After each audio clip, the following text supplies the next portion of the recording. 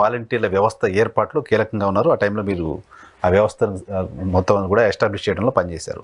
వాలంటీర్ల వ్యవస్థ అవసరం లేదు అనేది కూటమి సర్కారు ప్రూవ్ చేస్తోంది. 2 నెలల పాటు కంటిన్యూస్గా ప్రతి ఇంటి దగ్గరికి మొదటి తారీఖు రోజే 90% పైగా మేము పెన్షన్లు పంపిణీ చేశామని చెప్పి. సో ఇప్పుడు 4.5 ఏళ్ల పాటు ఆంధ్రప్రదేశ్లో పనికి ఏమంటారు అవసరం లేని ఒక వ్యవస్థని కూర్చోబెట్టి డబ్బులు ఇచ్చారా అనే ఒక చర్చ జరుగుతోంది. ఇప్పుడు ప్రభుత్వం అన్నది ఏ పనైనా చేయగలుగుద్దండి. ఎందుకంటే అన్ని రకాల అధికారాలు ఉంటాయి, అన్ని రకాల అవకాశాలు ఉంటాయి. కాబట్టి ప్రభుత్వం ద్వారా చేసి ఇది అవసరం లేదు అని నిరూపించాలనుకుంటే ఏదైనా చేయొచ్చు. ఇప్పుడు నేను ఇదే తెలుగుదేశం గవర్నమెంట్ అప్పుడు చంద్రబాబు నాయుడు గారు ఉన్నప్పుడు సోషల్ వెల్ఫేర్ డిపార్ట్మెంట్లో వర్క్ చేశాం. అప్పుడు ఈ స్కీమ్స్ ఇచ్చేవాళ్ళం. ఇన్ఫ్యాక్ట్ ఇన్నోవా స్కీమ్ అనేది నేనే ఆ రోజు డిజైన్ చేశాను. ఓహో, ఎందుకోసం డిజైన్ చేశామంటే రెండు బర్రెలు ₹1,00,000 ఇచ్చే పథకాలే నడిచాయి. ఒక ₹1,00,000 ఇచ్చి కిరాణా కొట్టు పెట్టడం, ఇంకో 1,00,000 ఇచ్చి 2 బర్రెలు కొనుక్కోండి అనడం, దాంతో మీరు బాగుపడండి, పేదరికం నుంచి బయటకు రండి అని చెప్పే పథకాలు నడిచాయి. అది ఎన్ని రోజులు ఉంటుంది? గేదె ఎన్ని రోజులు పాలిస్తుంది? వాడు పేదరికం నుంచి ఎలా బయటకు వస్తాడు? ఇదంతా కొంచెం తీవ్రంగా ఆలోచన చేసి ఇది కాదు, నెలకి స్థిరంగా ఆదాయం వస్తేనే వీళ్ళు పేదరికం నుంచి బయటకు రాగలుగుతారు. ఇప్పుడు ఒక కుటుంబంలో ఒక ఉద్యోగం వచ్చింది అంటే over night they will come out of poverty. అదొక్కటే ఇంతవరకు మనకున్న వెసులుబాటు. బియాండ్ దట్ ఏదైనా ప్రాసెస్లో ఒక వ్యాపారం చేసినా ఇంకోటి చేసినా కూడా ప్రాసెస్ ద్వారా జరుగుతుంది, టైం టేకింగ్. అలాంటిది పేదలకి మనం 1,00,000 2 లక్షలు ఇచ్చి మీరు బయటకు రండి అంటే అది ఎలా సాధ్యం అవుతుంది? ఇచ్చింది వాళ్ళు తినడానికి సరిపోదు. అప్పుడు ఏది చేయాలి చాలా రీసెర్చ్ చేసి కొన్ని స్కీమ్స్ తెచ్చాం. ట్రాక్టర్లు ఇచ్చాము, అంటే ట్రాన్స్పోర్ట్ సెక్టర్లో. అప్పుడు ఇన్నోవా అనేది ఒకటి తీసుకుని ఇది యావరేజ్గా 60,000 నుంచి 80,000 సంపాదించగలరు నెలకి. అన్ని పోతే 10 మినిమం నుంచి 25,000 ఆదాయం రాగలుగుతుంది. అలా కనీసం అంటే 7-8 సంవత్సరాలు నడుస్తుంది కారు. ఈ లోపు వాళ్ళు నిలదొక్కుంటారు. 8 years కంటిన్యూస్ ఇన్కమ్తో నువ్వు బతికితే న్యాచురల్గా నిలబడతా, స్టాండర్డ్ ఇన్కమ్ వస్తుంది. అది తీసుకెళ్ళాను నేను. ఆ స్కీమ్ ఫస్ట్ చూసి ఆయన ఏమన్నారు సీఎంగా, 20 లక్షలు ఒక బెనిఫిషరీకి ఏంటి, ఒక బెనిఫిషరీకి 1,00,000 ఇస్తే 20 మందిని కవర్ చేయొచ్చు, నువ్వేంది ఒకరికి 20 పట్టుకొచ్చావన్నారు. అప్పుడు నేను చెప్పాను, సార్ మీరు ప్రతి మీటింగ్లో ఏం చెప్తున్నారంటే 10,000 రూపాయలు నెలకు ఆదాయం వచ్చే విధంగా నేను సంపాదనిస్తాను, అప్పుడు మీరు పేదరికం నుంచి బయటపడడానికి అవకాశం ఉంటుంది. సో 10,000 రూపాయలు ఒక్కొక్క కుటుంబానికి ఆదాయం వచ్చే విధంగా మీరు ప్రణాళికలు ఇస్తానని చెప్పారు. 1,00,000 రూపాయలు ఇస్తే 10,000 రావు సార్, 20 లక్షలు ఇస్తే వాళ్ళు నెలకి 10,000 సంపాదించుకుంటారు, అందుకోసం ఇది డిజైన్ చేశానని చెప్తే పరిశీలించిన తర్వాత ఎస్ చేద్దామని చెప్పేసి అగ్రీడ్. సో అది ముందు ఎస్సీ కార్పొరేషన్లో స్టార్ట్ చేసాం ఎక్స్పెరిమెంటల్గా. ఆ తర్వాత బీసీ, ఎస్టీ, ఓసీ, బ్రాహ్మణ్ అందరికీ విస్తరించాం. అది మంచి సక్సెస్ఫుల్ స్కీమ్ అయింది. మన ఎలక్షన్లో పార్టీ పరంగా బాగా ప్రచారం కూడా చేసుకున్నారు.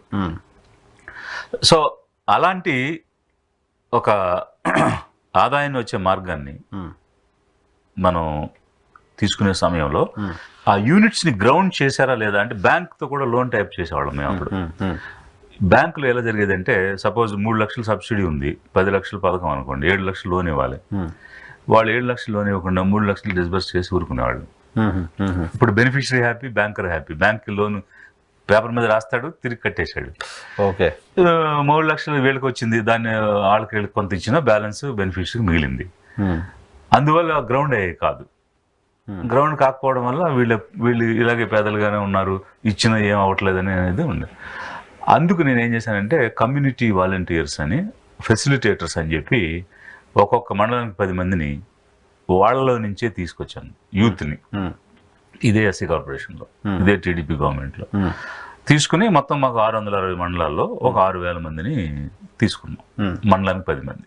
వీళ్ళ రోల్ ఏంటంటే దే ఆర్ ఫ్రమ్ కమ్యూనిటీ.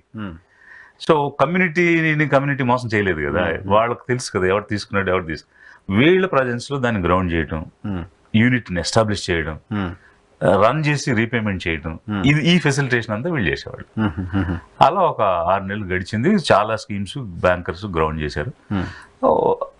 ఇంకా ఎలక్షన్కి దగ్గరికి వస్తున్న సమయానికి 1 year గడిచిపోయే సమయానికి వీళ్ళకి ఎందుకో డౌట్ వచ్చింది, వీళ్ళు కానీ రేపు వైసీపీ వైపు మళ్ళీపోతారేమో అనేటువంటి దృక్పథంతో ఆ కమ్యూనిటీ వాలంటీర్స్గా వచ్చిన వాళ్ళు ఎవరైతే ఉన్నారో వాళ్ళని ఆపేయమని చెప్పారు ఇప్పుడు నాకు. సరే ఇప్పుడు ఎలక్షన్ దగ్గరికి వస్తుంది కదా, మీరు ఆగిపోండి అని నేను ఆపేశాను. ఈ గవర్నమెంట్ వచ్చిన తర్వాత, అదే వైసీపీ గవర్నమెంట్ వచ్చిన తర్వాత వాళ్ళ మేనిఫెస్టోనే పెట్టి ఇది చేయాలన్నారు. అప్పటికే నేను ఆల్రెడీ అమలు చేసిన అనుభవం కలిగినటువంటి వ్యక్తిగా అది చేయడానికి తీసుకొచ్చాం. సో ఇప్పుడు ఇది అవసరమా లేదా అని అంటే ఇక్కడ రెండు రకాలైనటువంటి విషయాలు. అంటే ఏ ప్రభుత్వం చేయగలిగే కొన్ని ఉంటాయి, ప్రజల ద్వారా జరిగే కొన్ని ఉంటాయి. ప్రతిదీ రెగ్యులేటరీ మోడ్లో మనం చేయలేం, కొంత ఫెసిలిటేషన్ మోడ్లో కూడా చేయాలి. ఆ ఫెసిలిటేషన్ ఏమవుతుందంటే కమ్యూనిటీని ఒక అవేర్నెస్ వైపు తీసుకెళ్తాం. నువ్వు 3 లక్షలు తీసుకుని తినేస్తే ఏమొస్తుంది, నీకు 10 లక్షలు తీసుకుని ఇటు పెడితే నీకు ఇన్కమ్ జనరేట్ అవుద్ది కదా, ఇలాంటి అవకాశం ఎందుకు కోల్పోతావు అని వాళ్ళలోని వ్యక్తి ఒకరు వాళ్ళకి చెప్పినప్పుడు అవును కదా అని ఆలోచించి అటువైపు మళ్ళడానికి ఉంటుంది. మనం రెగ్యులేటర్ మోడల్లో చెప్పినప్పుడు ఏం చేస్తావా, నువ్వు తీసుకుంటే తీసుకోలేతలేదు, నీకు సబ్సిడీ రాదు, మన లాంగ్వేజ్ వేరే ఉంటుంది. అందుకోసం అని చెప్పి మనం తెచ్చాం. సో అలాంటి ఒక ఆలోచనతో వాలంటీర్స్ని తీసుకురావడం, ఇంటికి వెళ్ళి పెన్షన్ ఇవ్వడం, ఇట్లాంటి కార్యక్రమాలు చేశారు. అయితే ఖచ్చితంగా కమ్యూనిటీ పార్టిసిపేషన్ ఇన్ గవర్నమెంట్ అనేది డెఫినెట్గా అవసరం. అది ఈ వైసీపీ గవర్నమెంట్ వాలంటీర్స్ ద్వారా చేసింది. అయితే ఏ పనులు చేయించాలి, ఏ పనులు చేయించకూడదు అనే దగ్గర కొంత విచక్షణ అవసరం. పెన్షన్ పంపిణీ లాంటిది అంతకుముందు కూడా జరిగింది. నేను నెల్లూరు జిల్లాలో పనిచేసినప్పుడు అది ఎప్పుడు అని అంటే 2003 నుంచి 2007 వరకు పనిచేశాను. ఆ రోజుల్లోనే మహిళా సంఘాలకి నేరుగా పంపిణీ చేసి, అంటే గ్రామానికి ఒక సంఘం ఉంది, ఆ గ్రామ సంఘానికి పెన్షన్ మనీ పంపించి గ్రామ సంఘం మహిళలతో ఇంటికి తీసుకెళ్లి పెన్షన్ ఇప్పించాం. ఓకే. సో ఇది కనీసం వీళ్ళు ఇప్పుడు సపోజ్ 19లో వీళ్ళు స్టార్ట్ చేశారంటే 12 years బ్యాక్ నేను నెల్లూరులో ఎక్స్పెరిమెంట్గా చేసి సక్సెస్ చేశాం. యాజ్ ఎ ప్రాజెక్ట్ డైరెక్టర్గా నేను నాకున్నటువంటి రిసోర్సెస్, వారు ఏది ఈ హ్యూమన్ రిసోర్సెస్, మహిళలు, కమ్యూనిటీకి ఇచ్చాం, వాళ్ళు ఇంటింటికి పంచారు. It was a success. అలాంటివి చేయాలి. కానీ అర్హతకి వాలంటీరే, శాంక్షన్కి వాలంటీర్ అంటే అది తప్పు. Okay okay okay. మీకు స్కీమ్ ఇవ్వాలి, మీ అర్హత నిర్ణయించడానికి వాళ్ళకి ఏ రకమైనటువంటి నాలెడ్జ్ ఉంటుంది. ఒకవేళ నాలెడ్జ్ ఉన్నా కూడా కెపాసిటీ ఏంటి, కెపాసిటీ అనేది government system run. So distribution మాత్రమే వాళ్ళు వాడాలి తప్ప ఎక్కడెక్కడైతే కమ్యూనిటీ ఫెసిలిటేషన్ అనేది ఇన్వాల్వ్ అయి ఉన్నదో అక్కడ నువ్వు వాలంటీర్స్ వాడుకోవచ్చు. దే ఆర్ జస్ట్ ఫెసిలిటేటర్స్ గా ఉండాలి అంతే తప్ప ప్రతి అంశానికి వాలంటీర్ సమాధానం కాదు. ఓకే. సో ఇప్పుడు వాళ్ళతో మిగతా పనులు వైసీపీ చేయించింది ఆ సర్కార్ అనుకుంటే, ఇప్పుడు అవి ఎట్లాగో చేయించట్లేదు ఇప్పుడు టీడీపీ సర్కారు. ఆ ఫెసిలిటీ కూడా వాళ్ళకంటే కూడా గ్రామ సచివాలయానికి సంబంధించిన వాళ్ళు ఉన్నారు కదా, వాళ్ళతో చేయిస్తున్నారు. అది 100% సక్సెస్ఫుల్గా మేము చేస్తున్నాం అని చెప్తున్నారు.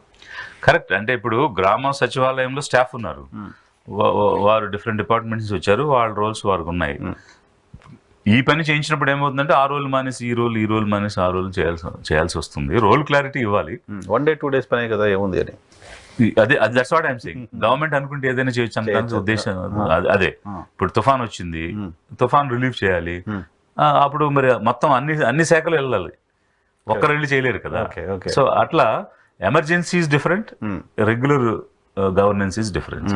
సో ప్రతి నెలలో మనం ఎమర్జెన్సీగా చేయలేం కదా, ఒక విధానంగా వెళ్ళాలి.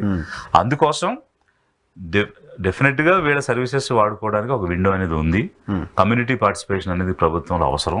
అందుకు మనం కమ్యూనిటీ నుంచి వాళ్ళని వాడుకోవాలి. వాలంటీర్ని కొనసాగించాల్సిన అవసరం ఉంది అనేది మీ అభిప్రాయమా? యా, వాడికి అదే చెప్తుంది నేను ఎంతసేపు కూడా. కమ్యూనిటీ ఫెసిలిటేషన్ అనేది వాలంటీర్స్ ద్వారా చేసుకోవాలి. ఎక్కడెక్కడ ఇప్పుడు ఉదాహరణకి ఎన్ఆర్ఈజిఎస్ ఉందండి, ఉపాధి హామీ పథకం లాంటిది చేయాలి, మహిళలతో సంఘాలు ఏర్పాటు చేయాలి.